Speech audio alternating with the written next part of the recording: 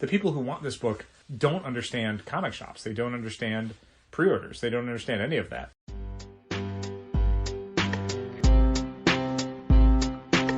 Come on and visit for any occasion. Don't keep patting down waiting. Comics and conversation. Keep the conversation moving along. Keep reading comics. Keep your local store strong. If it's hard, then it's a job for the challengers. Comics and conversation, y'all. From Challengers Comics and Conversation in Chicago, this is Contest of Challengers, a comics industry business podcast with Patrick Brower and W. Dal Bush.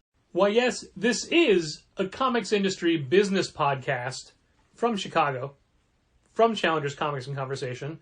And on a quick side note, the man you just heard introduce us, James Van Osdol, has the Car Con Carne podcast, which is celebrating its episode 600 this coming Monday night with a Night of 1,000 Stars, where he will have 10-minute interviews with all his previous guests, or a lot of his previous guests. Spoiler note, Dal, just in case you're keeping notes, not actually going to be 1,000 stars. Oh, disappointing. I mean, I think like if you count the wattage of some of them, like some of them are a lot higher. For episode 1,000. That's right.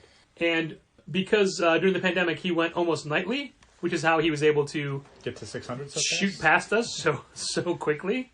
But anyway, Monday night it'll be a live stream, a live podcast, a live Zoom video podcast available on Facebook and Car Con Carne and YouTube and all that stuff. And I'm mentioning it to you because A, it's James who does our introduction, but also I will be on it around 6:40 Monday night. Very cool. And I was last on that right at the start of the pandemic. Mm-hmm.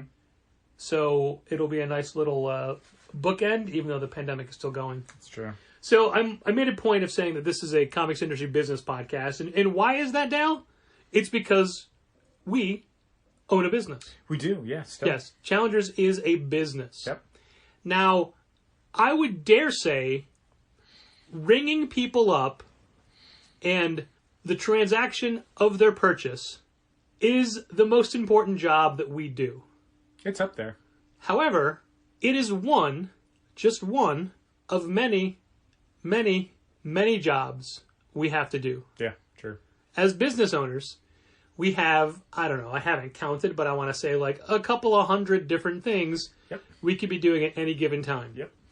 So just because there may not be somebody standing at the counter with a pile of books that needs to get rung up doesn't mean we're not busy. True.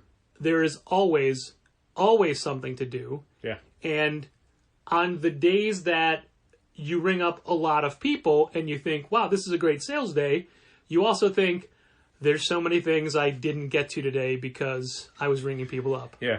And we're never going to be like, oh, boo, boo, people gave us money. Yeah. But it's definitely a situation of, oh, sometimes you're busy in different ways and it doesn't balance out. Sure. I look at a day like today where it wasn't even a terribly busy day, but it was a very customer-focused, customer-centric day. Okay. And I think now of all the things I didn't get to. Sure. And worse, the things I was in the middle of that I had to stop and go assist someone and then forget where I was. And 20 minutes later be like, oh, right, I was almost done with the lunar FOCs. Sure. Let me go back to that computer and do that. So, yeah, it's a business, and there's always work to do. Even if it looks like we're just sitting at a computer, so much of our work is done on computers. Yeah. I just wanted to put that out there, just in case. Just in case people didn't realize it.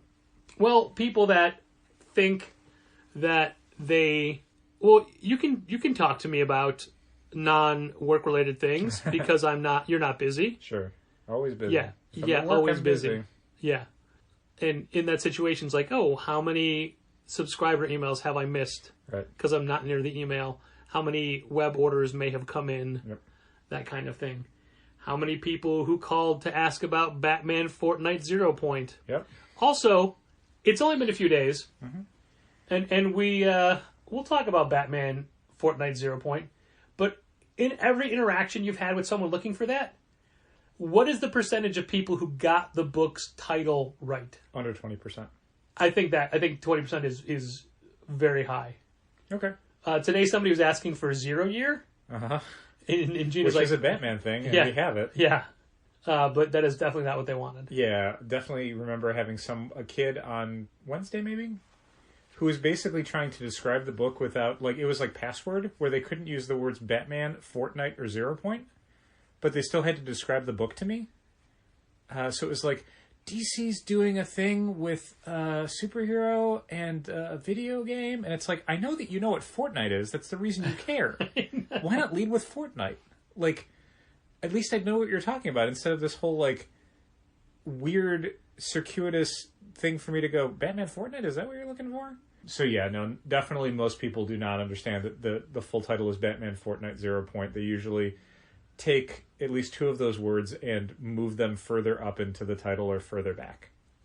There was a Taskmaster task from season 2, and then they repeated for the American version, where you had to order a very specific pizza, and you could not say the words pizza, sauce, cheese, Oh, okay, sure. like the things you had, like you couldn't, and it was who would have the most accurate pizza. Wow, sure. And you were deducted every time you said one of those. Yeah. And then bonus point if you could get them to say the word bubbles. Wow, tough one. Now, as far as the bonus point goes, most people thought they couldn't say bubbles. Huh?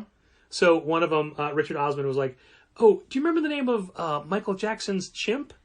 And the pizza guy's like, "What are you talking about?" Yeah. But the best was Joe Wilkinson. He said, "Oh, one more thing.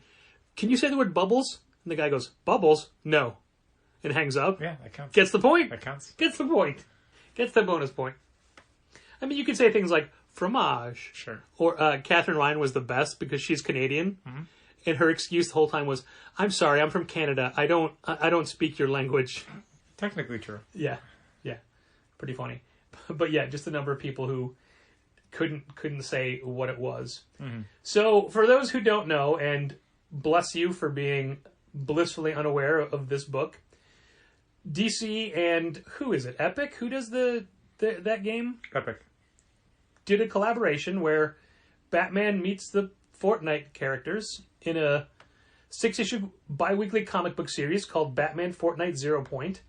And inside every issue is a code for a new skin for the game, a Batman-themed skin for the game.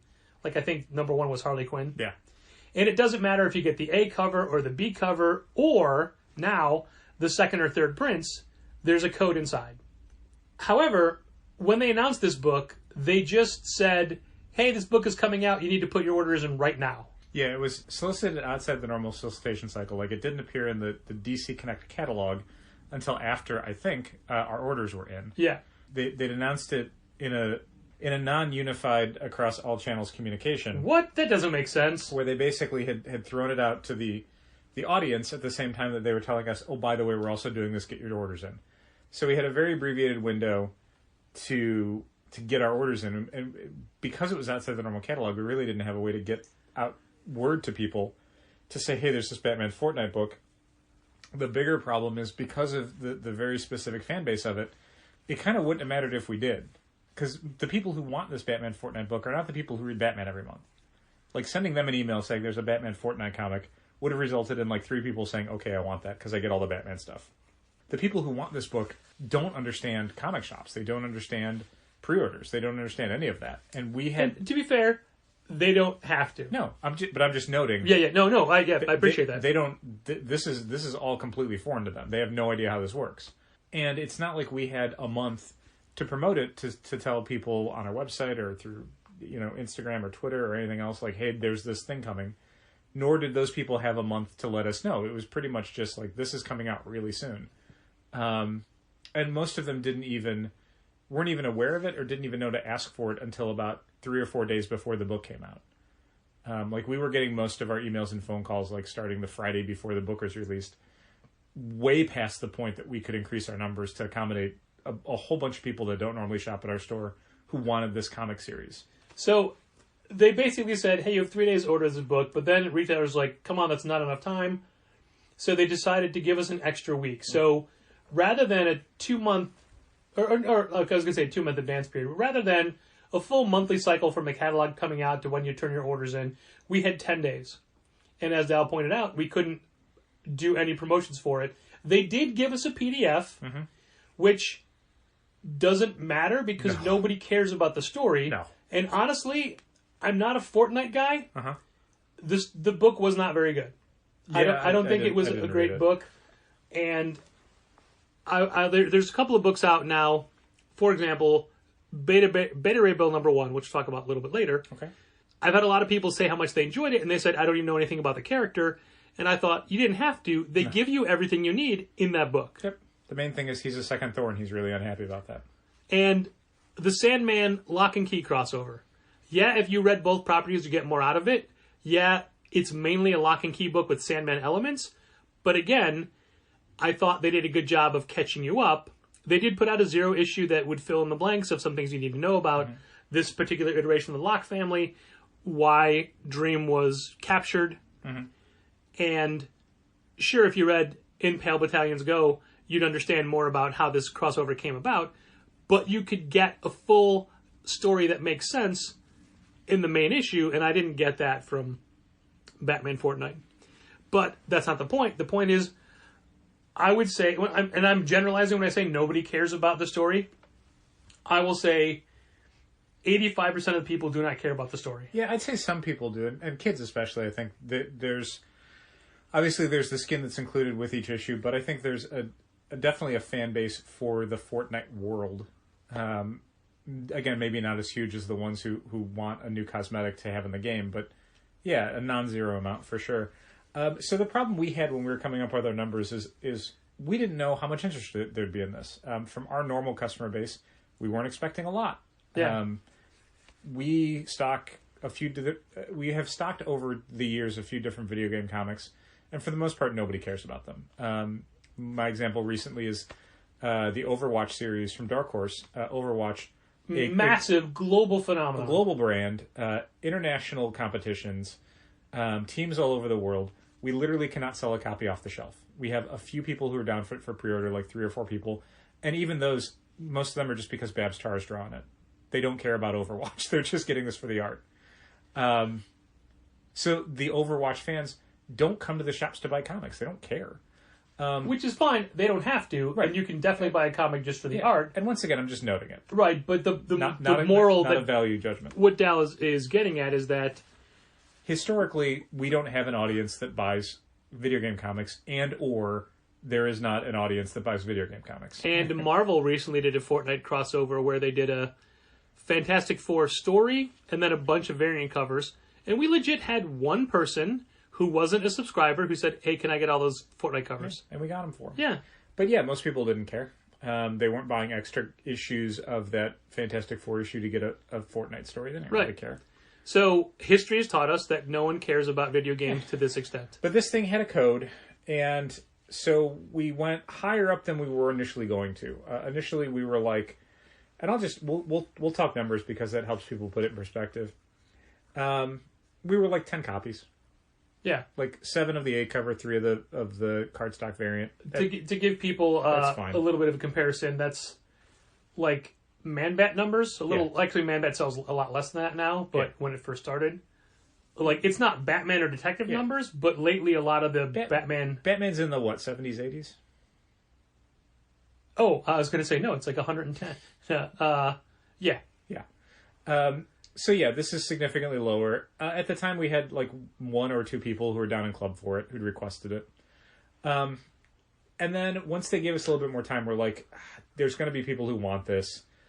But we were looking at more of the story reasons. Like, okay, well, there's going to be, a little bit more interest. So we go up to 25. We'll go up higher for issue 3 because that's the Snake Eyes issue. So a lot of people are going to want to see Batman fight Snake Eyes.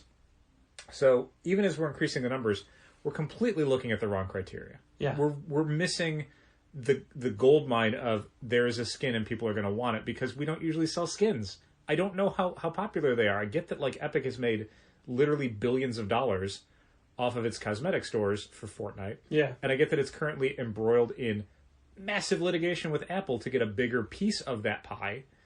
But the idea of, are people going to go to a comic shop to buy a skin for $5? I don't know if that's reasonable. I don't know if they're even going to know to do it. You can get it through the DC Universe app. If you read the comic there, you're going to get the skin. I think if you buy it digitally, you get the skin too. No, if you buy it digitally, you do not get the skin. No. you would get it if you are a subscriber to that app. Okay, so DC Universe, I know specifically they said in an email that DC Universe subscribers, their comics service, Yeah, because you're paying $70 a year for that or whatever. can get the skin. Yeah. But yeah, for us, the idea was like, I don't know how many people are going to want this. Also, there's a thing that I don't recall knowing ahead of time. I'm not saying they didn't tell us. I'm just saying it wasn't on my radar. Uh-huh. That while there is a different skin for all 6 issues, if you redeem codes for all 6 issues versus buying it through the store when it's available, which it will be available in the Epic Store, Yeah. you get a bonus 7th only available skin for buying all 6 issues of the comic, and that's an armored Batman suit. Yeah. So at this point, we're like 25. Like, that's more than doubling our initial order. And again, we don't really have anybody down for this right now. And again, I can't stress this enough. We didn't have people asking for this book until just a few days before. So it's not like Fortnite fans heard about this and were immediately emailing and calling us to make sure they were down for it. If they'd done that, if we'd known that there was this sort of support for this book and for these skins in advance, we absolutely would have, like, upped our numbers. We would have surveyed the terrain a little bit better and gone, okay, you know, like this is something that's happened before where there's an audience outside the normal Challengers audience that is keyed into a book, and we're like, okay, well, this is representative. Like, if we have 3 or 4 people come out of nowhere to say, I don't buy comics, but I want this Lumberjanes comic, we are aware that there's an audience that's going to come in for the Lumberjanes comic when it comes out, so we need to order a bunch more. Maybe to the extent that we do an exclusive variant cover. Maybe to the extent that we get one of the creators to come out. Yeah. Same thing for, like, Rainbow Rowell's Runaways, where, you know, she made people aware that she was doing a comic, and her fans weren't necessarily comics fans, but they wanted to read her comic, so we made sure that we had enough copies when the thing came out. But if Mr. F. Knight had done that to his followers... No, wait, that's not real. I don't know what that is. Fortnite. Oh, I get it. So yeah, we didn't really have any Fortnite fans who were getting in touch with us and saying they wanted this until, again, about a few days before the book came out. This is the point where we should mention, amongst our many errors, the other one was that we neglected to take advantage of DC's returnability offer. DC, knowing that there was a very limited window to place orders and that stores were not going to feel very confident with their numbers, offered returnability for first prints of Batman Fortnite. And they did. However, it's a little bit different returnability than normal. It's full copy returns. It's full copy returns, and these are, like, half of these are cardstock covers, thicker books. Yeah. Full copy returns are the worst types of returns that you can offer to a store. The best are the affidavit returns, the boom sort of stuff where you just say, this is how many copies I'm destroying, and they go, okay, here's your credit. Yeah. You don't send anything back to anybody beyond an email. But these, not only do these have to be full copies returned, they have to be in, I forget their exact terminology, but resellable condition. Sure. So they have to look, they have to be able to be packed and resold. The bags orders. Can't be broken. Right. So basically, this is so no one steals the codes. Sure, which makes sense. I mean, I'm sure there's stores that would do that, where they would just, you know, crack open a ton of these, take the code out, sell the code for like $2 or $3, and then return the book for full credit. Like, I guarantee you stores would do that. So DC and Lunar were smart to make that specific. But because the returnability is full copy return, that means we're paying freight to send the stuff back, and it's just a pain in the ass. Yeah. But regardless, we did not take advantage of the returnability as we probably should have. A few days before the book came out, we started to realize how badly we had underordered this thing. Oh, yeah. Again, 25 is what we're at. I think it was like 18 of cover A and 7 of cover B. We had people that were signing up wanting to get as many copies as they could. We said, at first we were saying limited 2 copies, because that's what we would do a normal limit if you're ordering something outside the FOC cycle. Yeah. If we've already closed our numbers and you want to add it to your list, the most you can get is 2, because that's what we limit on the day of release. If you ask for it before the orders close, ask for whatever you want. Could have gotten you 50. But then as we were getting closer, we were getting frantic phone calls from people. We were getting people who wanted to make sure they had copies. We were getting phone calls from people who basically wanted to make sure every member of their family could get a copy. Yeah. And it was just like, oh, we can't take any more orders to this because we will have nothing for the shelf. And we don't want to have nothing for the shelf. Yep. A few days into this, like before Monday, we were already basically telling people we are not taking any more pre-orders for this. Like, not even, like, we were not taking new subscriptions. So people who were like, I want to get the whole series, it's like, I can't fill 1 and 2 necessarily. Yeah. I told one guy on the phone, like, I can sign you up for 5 and 6 because we haven't closed our numbers for 5 and 6. At this point, they delayed the close of issue 4's orders by a couple of days so we could go back in and jack those up. Yeah. Now that we knew how issue 1 sold, it's like, okay, Jesus. So yeah, day of release, which was technically Tuesday, because DC months ago changed their new release date to Tuesday, and we said we're not doing that because we're not doing 2 different release days. One for DC, one for everybody else. Which, for a year, no one's really cared. Occasionally we get someone who wander in and go, oh, do you not have the new Batman? And we go, oh, all of our DC stuff goes on their shelves on Wednesday, and they go, okay. And it's usually because that particular comic book is hot, for whatever reason. It's not like they just suddenly care about Batman comics they didn't care about before. It's because... It's a speculator thing. Yeah, it's always a speculator thing. Which was the case here as well, as we got a ton of people calling on Tuesday in the first couple hours, wanting to know if we had it, and then as we explained that, all of our DC comics go on sale on Wednesday, they did not know what any of those words meant, because they only know Batman Fortnite. Like, the idea that DC published them is not something they were aware of, and the idea that it would be on sale on a different release date doesn't make any sense to them. So, yeah, it was a frustrating series of phone calls with that. And then Wednesday was a lot of people coming and asking for it, calling about it. We weren't reserving them because, again, we had very few copies. So it was a lot of, like, do you have copies? Like, we've got a couple left. Okay, can you set one aside? We're not setting any aside. First come, first serve. Okay, I'm like 20 minutes away. Okay, good luck. Yeah, it was super frustrating, and a lot of it was our fault. There's things that I could kick about. As far as DC's, the way they solicited it wasn't ideal. But at the end of the day, they offered returnability, and even if they would have done it in a normal release cycle, it wouldn't have mattered because no one cared until 4 days before the book came out. Yeah. They could have given us 6 months to get orders. It wouldn't have mattered because most of these people they were not even aware of this book coming out. Until way after the orders closed. About it. Yeah. So, like, whatever promotion was being done for this to get people to, like, pre-order or whatever, none of that clicked. None of it worked for the fans at all. Like, people just expected to show up the day of release, and it's like, man, that's not how the comics market works. Like, I wish it was, but we can't guess. Like, now that we've had a chance to order third prints of number 1, second prints of number 2 and 3, all which come out on June 2nd, which is great, and we can adjust numbers for 5 and 6. Yeah, I'm still torn. I still think they're like, oh, what if we're doing this, and we're either going, it's either way too low or we're getting stuck. Yeah. There's no perfect in-between balance. No, for sure. Yeah, I mean, we're taking a much more aggressive ordering position with the reprints to make sure that we have them for a little while. But again, I don't know if people are going to care in the first week of June. That's 5 weeks away. Yeah. Hopefully they care. We're taking orders. Every single phone call, when someone's like, do you have this? Like, no, but we're getting it back on June 2nd. We can take your name and number. How many do you want? Mm-hmm. Things like that. One person hung up on me as I was saying that part today. And part of me is like, call them back. Like, no. It's not worth it. No. Someone else said, oh, geez, I hope I get it before June 2nd. like, all right, good luck. Yeah, by all means. I'm sure if you look around, you'll be able to find it. Probably not for $4.99, but... No, definitely for much higher. I heard tell, and I did not look because I did not care, that it's going for like $70 on eBay. Yeah, it wouldn't surprise me. Yeah. People want the skin. All their friends have the skin. Sure. Yeah. Sure. None of it makes any sense. No, and again, as always, it's a thing of... I don't sell skins. I sell comics normally, and people don't care about the comics. They care about the skin. And I don't know how to order that. Every single week, there's something in the comic book publishing industry, or the comic selling industry that we're part of, that's just demoralizing and makes us hate what we do. And there's already one coming up next week that... Which one's that? Well, I don't want to say it, but we did have somebody ask for multiple copies of it and then say, oh, I thought I was down for that. Oh, sure, yeah. Because of all the hoops you got to go through for that. Yeah. I'll save it for next week's podcast. And it's just, there's just the idea of opening the doors and having people want to buy a book to read it is less and less. I would disagree with that. I mean, it certainly makes less of an impression than all the aggravation, that's for sure. But, I mean, we've had, like, really great success with a whole lot of different comics that people are legitimately excited about. Yeah. I mean, you mentioned Beta Ray Bill earlier, but I think we sold out of Many Deaths of Layla Starr.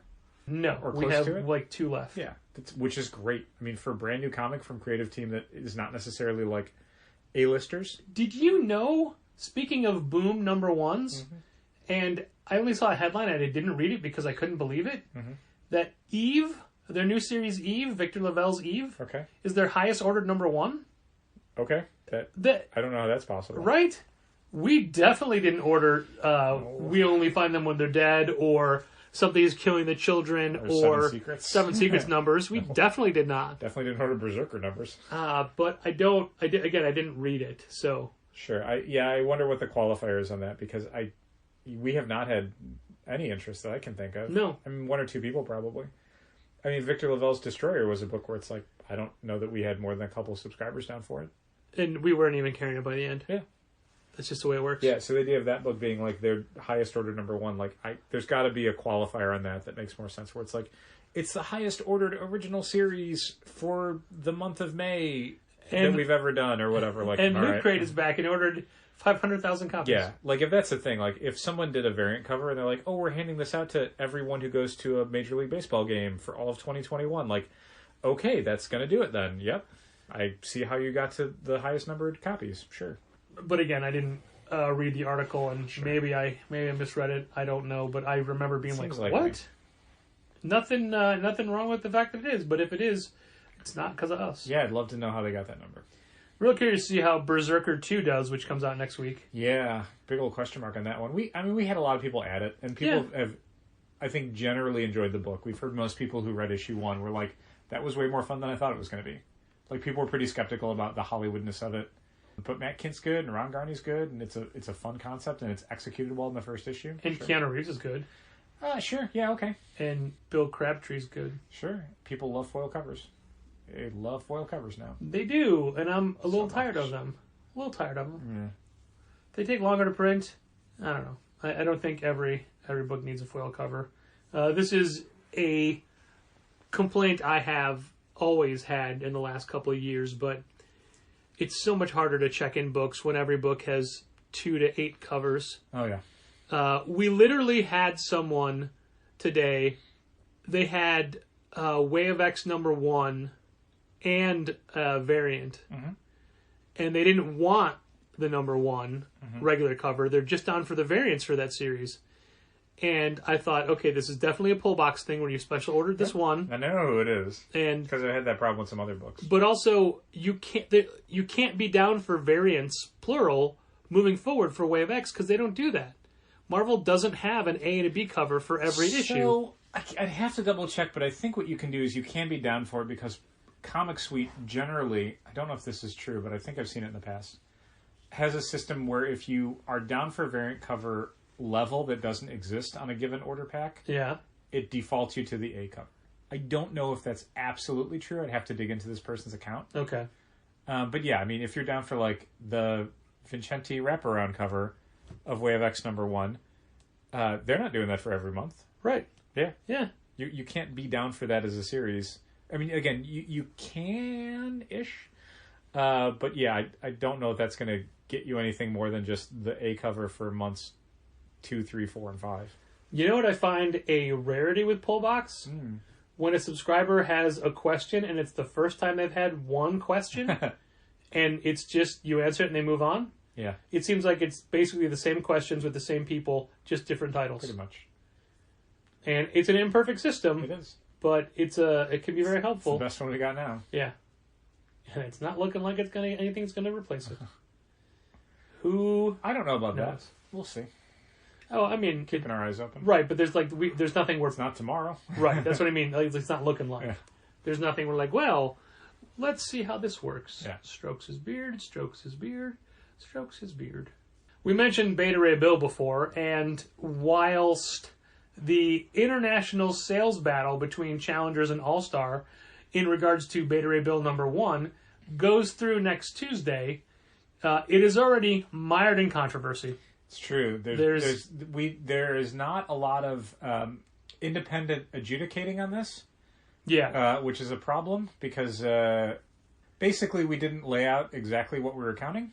Well, and what counted and what didn't. to make these fair, like we did with Little Bird, we each ordered the same amount. Yeah. However, Little Bird didn't have all these extra cover options. Right. It was just the number 1 A cover, and that's what we ordered and sold. So Challengers and All-Star each ordered X amount of Beta Ray Bill number 1, cover A. Yeah.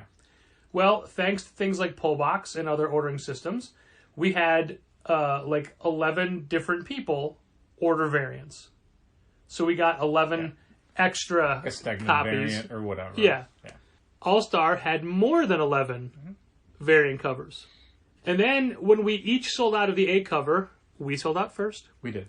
We decided that we would each order 15 more of the A covers per store. Our order was approved. Theirs was reduced to 10. Diamond only had 10 to give them. Mm-hmm. They got their 10. We still haven't gotten our 15. Correct.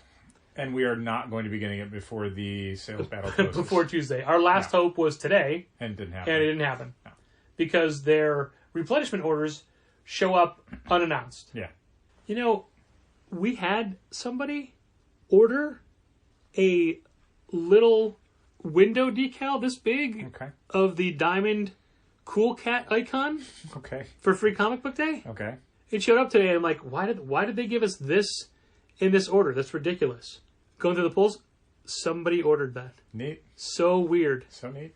What I don't know if it was a charge or not, though. Probably. Like, I don't know if they had to pay for it. Probably. Well, here's the thing. I threw the bag away it came in. Oh, no. Because I didn't know that it was a... I mean, I kept it. Oh, right, but you threw the bag away. Right. Yeah. But because I just thought it was... Some promotional item. Yeah, it wasn't until I was running special orders that I'm like, someone's down for this? That's why we got it, which makes sense. Yeah. But that kind of stuff, we have no idea it's coming because it won't be on an invoice until next week or the week after. Right. Replenishment orders just show up. So the moral of the story is we each sold the same amount of the A cover, period. Right. And we sold out first. But they sold a handful more of variants than we did. Right. And then they had their reorder, and we didn't. Right.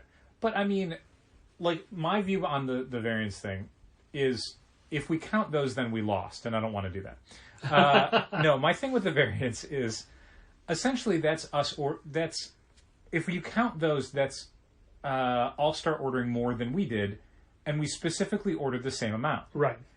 That's like saying, like, well, if we would have ordered 120 copies or whatever, like, we would have sold more. We didn't, so that, like, you can't count it that way. So I feel like you can't count the variance, you can't count the replenishment, because those are unprogrammed numbers. Yeah. Those exist outside of the specific quantity that we ordered to match their quantity, and that was what the contest was, is how I view it. Again, because if we count it that way, we win. And I can't stress that enough. If you count it that way, we tie. No, we sold out first. It's not about who sold out first. Okay. I'll accept a tie then. We had a specific end date. That's fine. Yeah, if it was a race to the finish, we would have been a lot more adamant. Aggressive with our sales pitch. Sure. But yeah, I mean, I'm willing to accept a tie as well. I'll accept a tie. Yeah. I think that's the fairest way for us to graciously allow them some pride in their work. I mean, it's a hard-fought battle, as it was with Little Bird. Mm-hmm. And Little Bird, we squeaked by like 2 copies, maybe. Okay. But then we got second prints in. Like, they rushed those second prints out. Yeah. So we got those during the duration of the contest. Mm-hmm. Didn't count those sales. No, you can't. Yeah. I feel like you can't. Yeah. Because, again, it's not fair. So, yeah, I'll say we tied. We'll see how they react to it. Of course, it doesn't matter if they say they won and we say they didn't. Who won? I guess, again, we'll need some sort of third party. Yeah. I don't even know who that would be. More like a council, maybe? A conciliary? No, that's our second. No, like we need like a 3-person panel. Like we pick somebody, like they pick somebody, and then I don't know how a third person would be picked. And then that tribunal can decide who won. So I'll pick, like, we have to pick an Australian, they have to pick a... No, we pick a Chicagoan. No, we pick an Australian, so we can pick Rhea Ripley. I don't know if Rhea Ripley's going to have much interest. Okay, Russell Crowe. From Thor: Love and Thunder? That Russell Crowe? You mean Zeus? I wasn't going to say it, but yes. That's the news report. Keith Urban? Should we pick Keith Urban? No. My sister could help us get a hold of Keith Urban. Nicole Kidman, Maybe. Baz Luhrmann. Is he still around? And they can pick Jim Belushi. Sure. Yeah, there you go. Or Vince Vaughn. Yeah, exactly. Or Naperville's own Bob Odenkirk. And then we need to figure out the third party. Yeah, I don't have any clue on how we would an impartial. It has to be like party. a Canadian or New Zealander. I guess, yeah. Jen Haynes. Mm-hmm. She's fair and just. Yeah, that's what I'm afraid of. So Baz Luhrmann it is. Yeah, there you go. Deliver us victory, Baz. This is a battle we're never going to win, and I understand why it happens all the time. I just wish there was a better solution than me saying, no, you can't pre-order this book that they just announced. Yeah. Multiple people wanted to add Superman, Sonny Kal-El, which I want to add it too. It's Tom Taylor doing a Superman book. I'm down for that. It's just that they announced it before it exists in any database. Yeah, that's usually how it is, though. I mean, when the catalog goes out, it goes out a few days before we actually get the catalog. And it's great that people are excited, but it's like you're too excited. The comparison I'll always use is like Marvel Studios just released the Shang-Chi trailer for Shang-Chi and the Legend of the Ten Rings.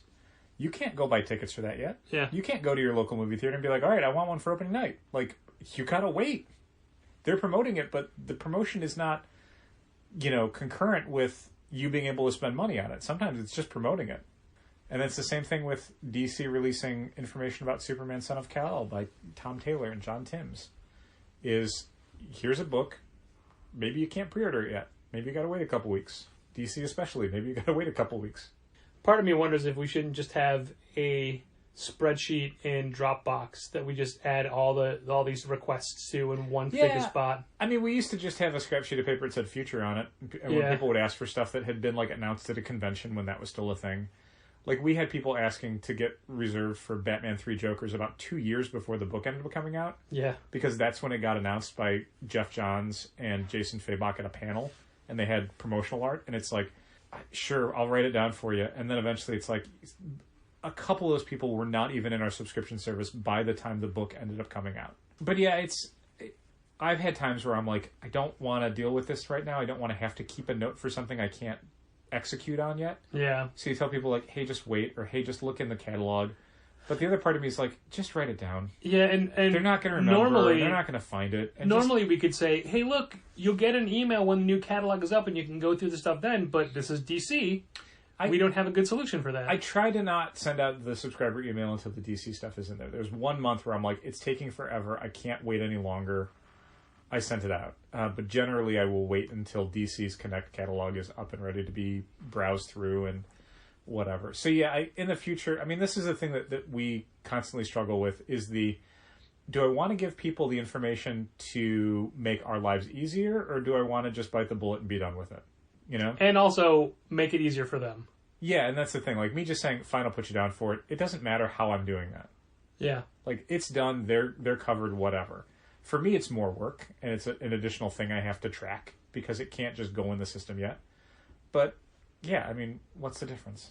Yeah, I mean, we can make a Dropbox spreadsheet and add things to it, and we just have to be diligent about saving and then deleting when those things get added to the list. Yeah, again, just a scrap sheet of paper in the store.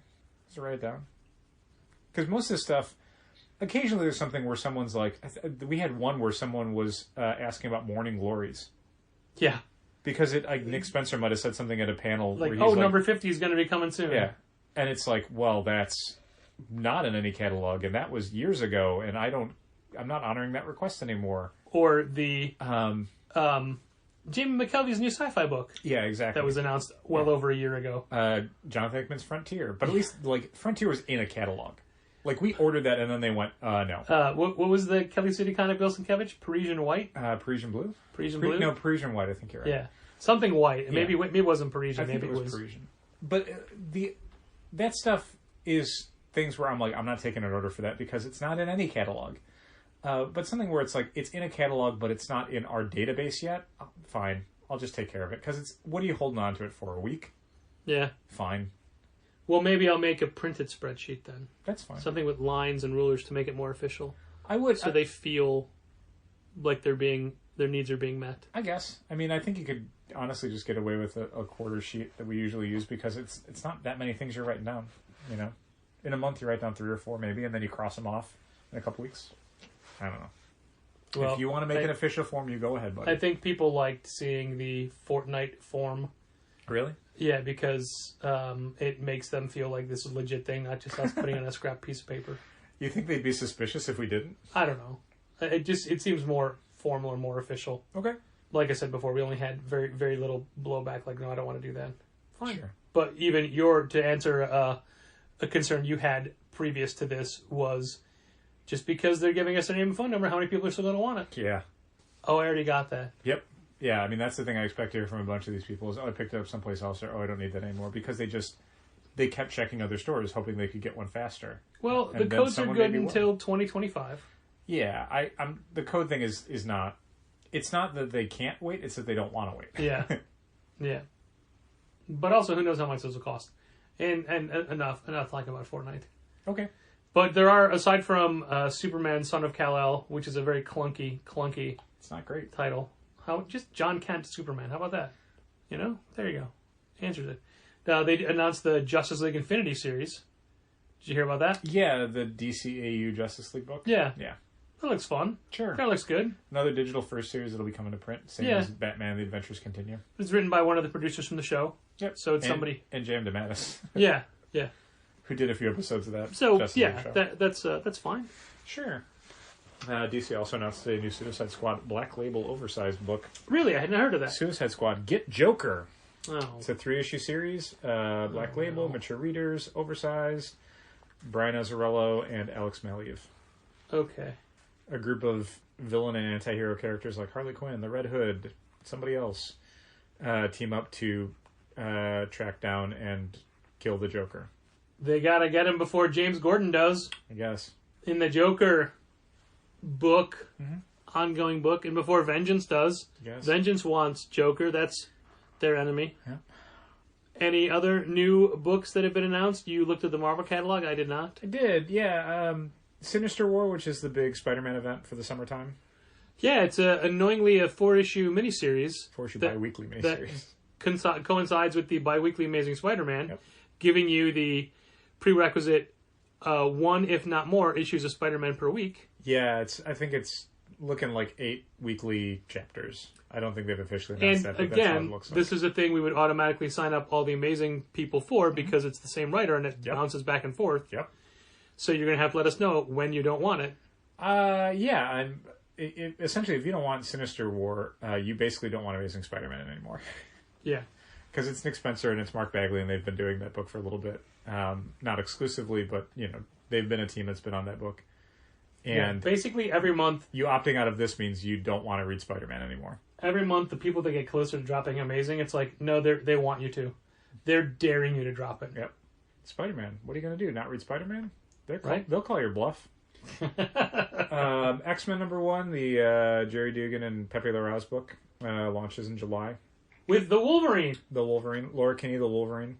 It's also got contest winner Polaris, Marvel Girl, Cyclops, Sunfire, And Cinch. That's an in-joke. It's a private joke. We know it's Sync. It's Sync from the old Generation X See, days? the problem is, Link? you think kitchen sink, Uh-huh. but what do you keep under the kitchen sink? Cinch sacks. Your trash bags, your hefty cinch sacks. Yes. Yeah. Yeah, Yep. exactly. That's exactly it. That's the mnemonic device. Mm-hmm.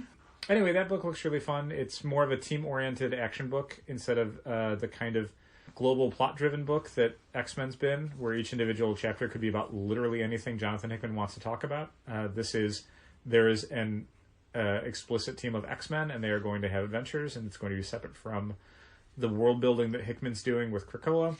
And Hickman will have a different book that'll be coming out in like August or September. What if it's just called Krakoa? Maybe. Krakoa is for lovers. Yeah, it seems like a good book, and I can't imagine that people who are reading X-Men would be that dismayed by the creative team change. It's going to have a brand new #1.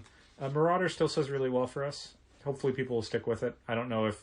There's probably going to be a few people who are like, I'm just reading it for Hickman, so if he's off the book, I don't want to read it. But I don't imagine a whole lot. Well, it'll probably still sell fine. Yeah. Any other Marvel new books? No, because they're doing that Extreme Carnage thing, but I could not care less about that book. Yeah, that's fair. That is 100% fair. Yeah. We say this with every major crossover, but we are not going all in on their spin-offs and one-shots and whatnot. No, surprisingly, Challengers will not be taking a very aggressive stocking position on, say, Extreme Carnage Phage. Yeah.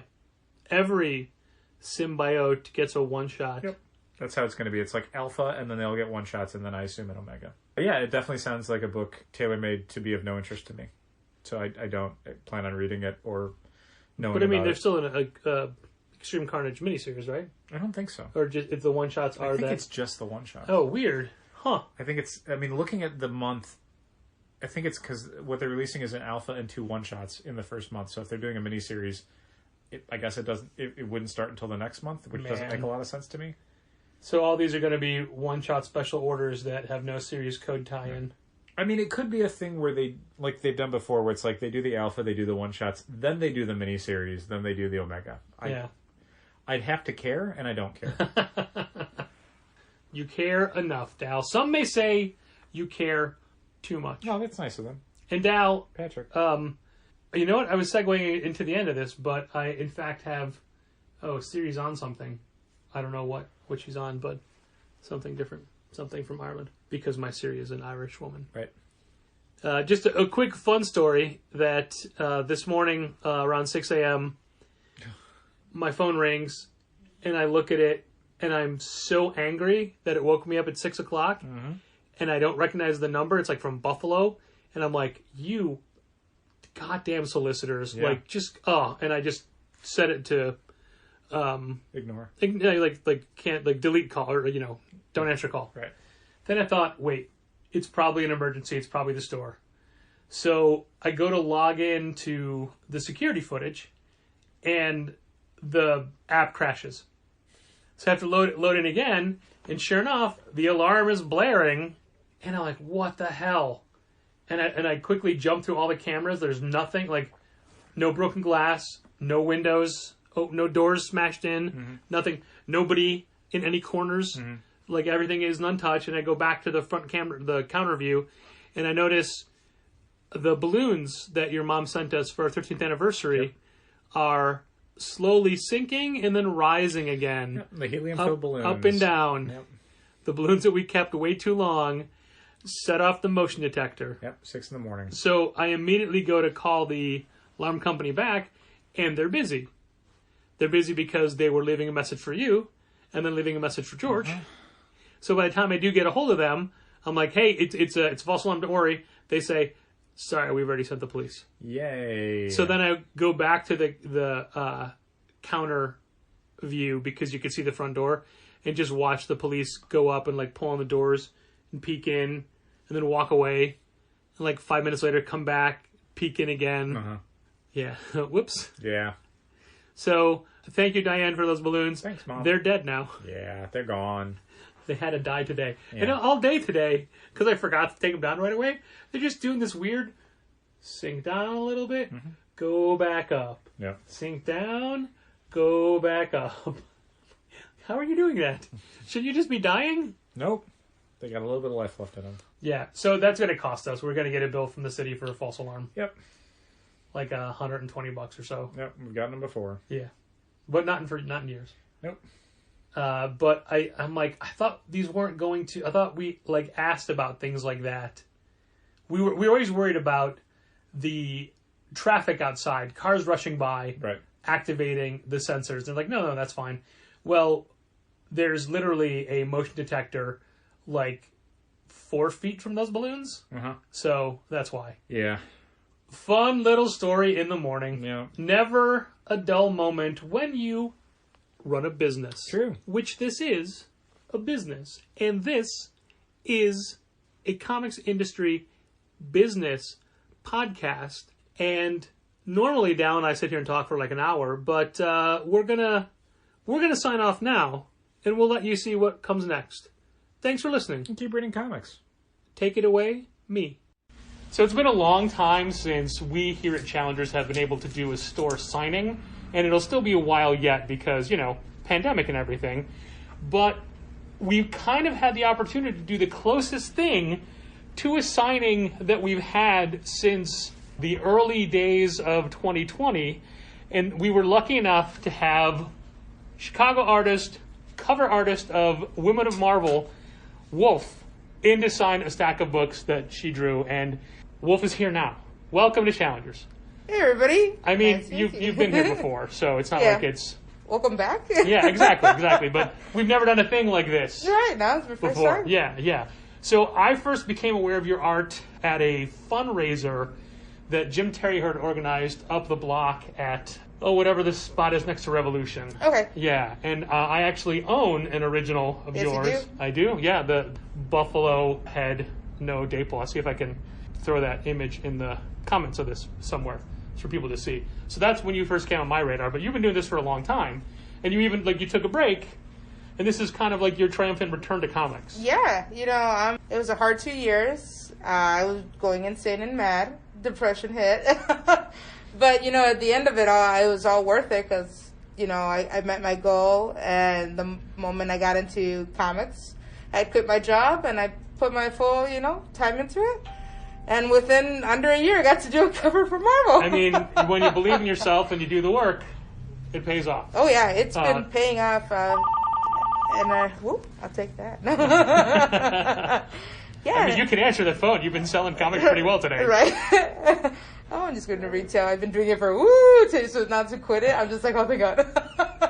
Yeah, I went through high school and college in video stores, and I've been doing this for 30 years, so tell me more about quitting it. Well, I was working in a warehouse freezer. I was literally lifting up 50 to 80 pounds of items, frozen. And then at night you were boxing the frozen carcasses just to get into ring shape? Right? Yeah.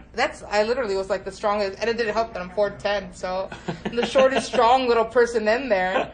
And there's not a lot of women in the freezer because it's freaking cold. Sure. It's a man's job, you could say, just because of the weight.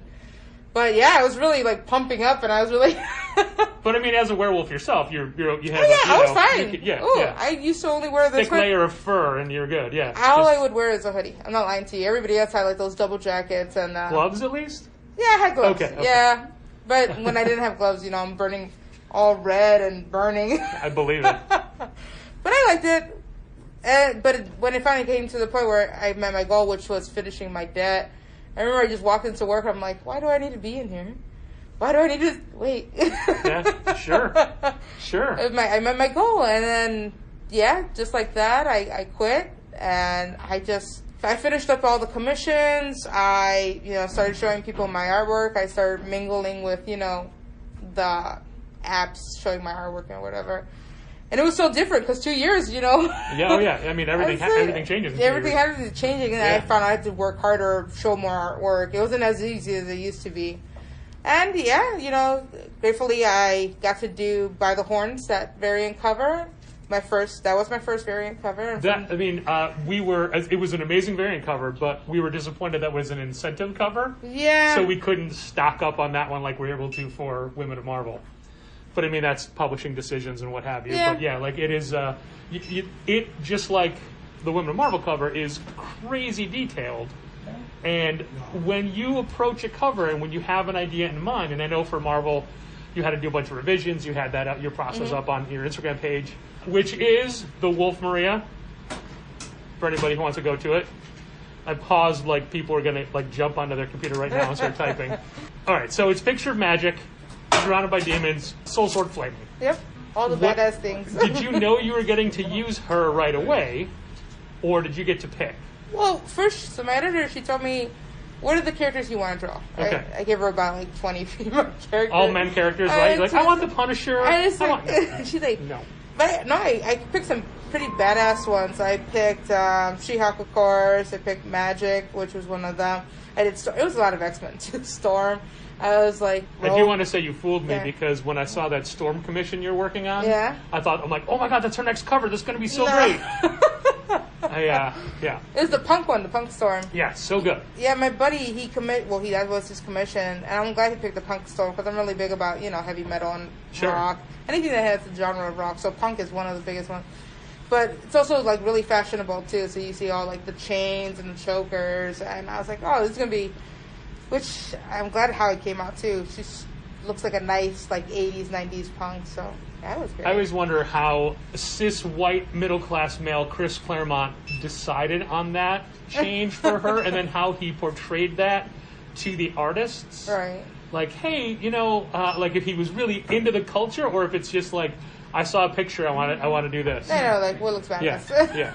Well, usually it's like that, right? Sure. You don't even enjoy the character you create, but you're like, it's gonna sell. Yeah, definitely. And it did. I mean, it's like she's the most. Well, they should pretty much Storm. All her customers are iconic. Like I did the Fire Gala one when I did How to Draw Marvel 2. That was pretty unique because her cape was a cloud. Yeah, it's like, have you seen the Fire Gala one? I don't know the that Hellfire. Like they've shown off a lot of the Russell Dodderman ones, but I don't think I've seen yours yet. No, well, if you see Storm's, it's pretty like massive. Her hair is really looks like a cloud, and her cape is a cloud with lightning. I was like, okay, this is something different. So how many Marvel covers have you done so far? Just one. Okay, but wait, what is the Hellfire one? Or is that... That one's just how to draw. I was doing a okay. video on that. So Gotcha. And it was funny too. I was given the honor because they had barely came out with that costume, so I was technically the first person to do fan art of that costume. Nice. But that was fun. All right. So once they said, okay, you can do Ileana. Right. Did you have that image in your head already? Like, I know you had to give them a couple of thumbnails. Yeah. All right. Well, actually, I knew about the character too, and I seen her designs from other artists. Sure. And I read a couple of comics where she would pop here and there, but I did my research, and I just got into it right away. The moment it's fire, swords, giant metal, sword, and she rules hell. And I was like, at one point, she took over hell. I was like, it's easy. Perfect. I can easily do that. And I mean, those were all my. And when I was talking to the editor too. When I was talking to the editor too, she wanted to give me Nebula or Gamora. Okay. So that was like one of her choices because she liked my intricate detail on my armor. So she's like, oh, you could probably do a really cool Gamora. You could do Nebula, would be really cool too. And I was just like, yeah. They barely have armor, those two characters. That's why I was just like, yeah. It's just skin tight bodysuits with a couple of lines to indicate seams. Yeah, that's why I was just like, well, and then my second, where we got to, which was Magic, they were like, let's do a new character. They gave me Magic. And, we were fighting on the thumb lines. Right away, I did 10 quick thumb lines. Boom, boom, boom, boom, boom. I this is how I see her. Pretty much, that sword had to, be the main, sure. focus. So, and I had 2 designs. She liked the second one, which is the main cover now.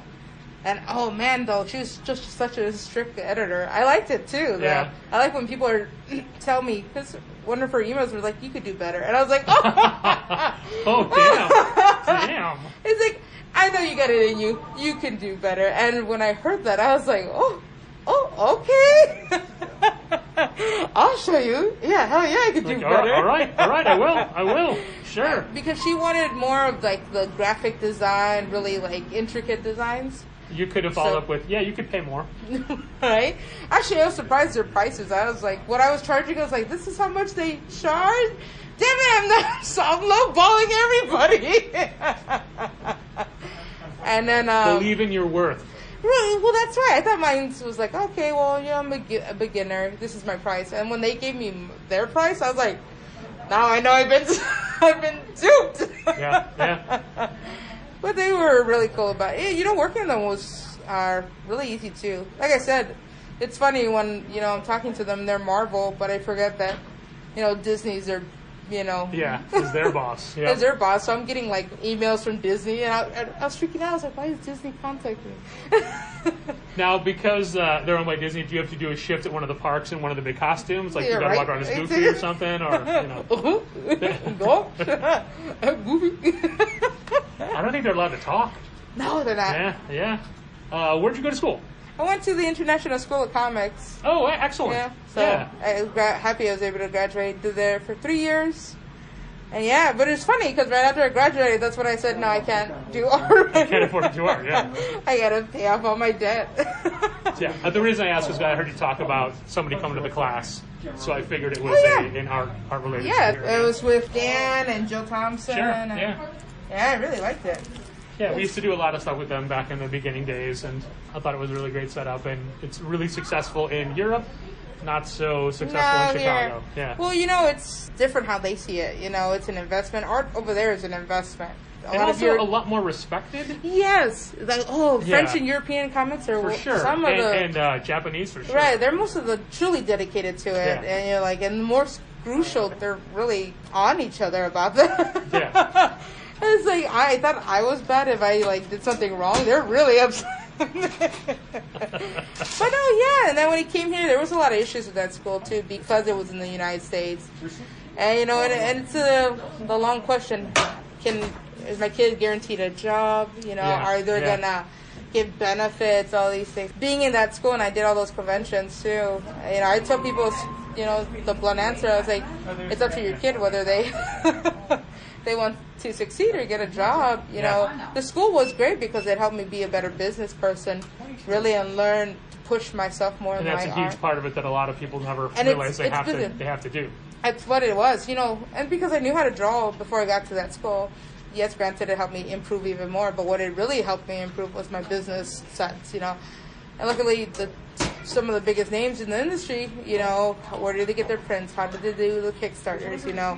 Where do you get your books? How much is what? Your taxes? So that was one of the best parts from that school I really did enjoy, was how to be a proper business person. So Excellent. yeah.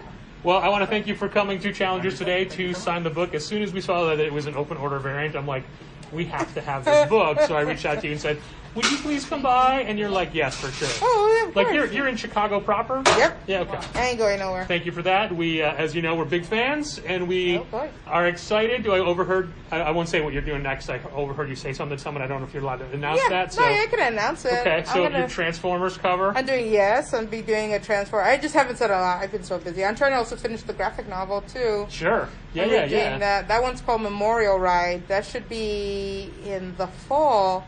It's a big graphic novel, about 90 pages. My first graphic novel too, so. And by fall, hopefully we can do a thing here with people. Oh yeah, Yeah, hopefully. not just us talking and Gal having to do all the work Where's while the we're hand standing here. sanitizer? Yeah, exactly. Yeah, depending on what time it is, and Right. how the country is. Right. Like they pushed Free Comic Book Day back to August instead of May. But Okay. even that, we're like, that's really close. Like, so we're not doing anything for it. We're not bringing any of the artists. We're not Right. doing anything to get people to stay in the store for long periods of time. And So that's everybody August. gets your vaccine? Yeah, exactly. Definitely so next I mean, year. theoretically, C2E2 in December, was that a thing you'd set up at? Yeah, no. Too soon? Yeah, too soon. Okay. It's just, it's just by December. Yeah. So it's like, that's Christmas. Yeah. And then people are going to be like, $80 drawing or an $80 gift. Sure. But maybe the $80 drawing is a gift. Yeah, that could be too. But those are the rare ones. Those Yeah, are the that's ones who true. are just That's like, true. oh, I know they're collecting. Just think of the stack of prints you could get donations for. Yeah, those are the cool people. But most of the time, I always say that's why I like C2E2 around March or April, because Yeah. that's after tax. So we get all the tax money. We do one sale every year, and it's in the middle of February, and it's because people would just have finished paying off their Christmas gifts. Oh, you see? Then that's why. Yeah. That's where you get them. For sure.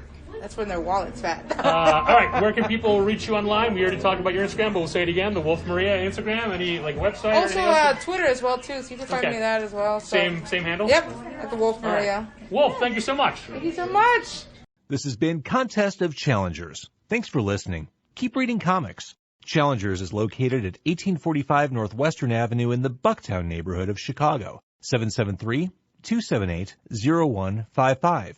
Keep up to date with new releases and events at challengerscomics.com. Like Challengers Comics on Facebook, follow @Challengers on Twitter, and help fund this podcast at patreon.com/challengers.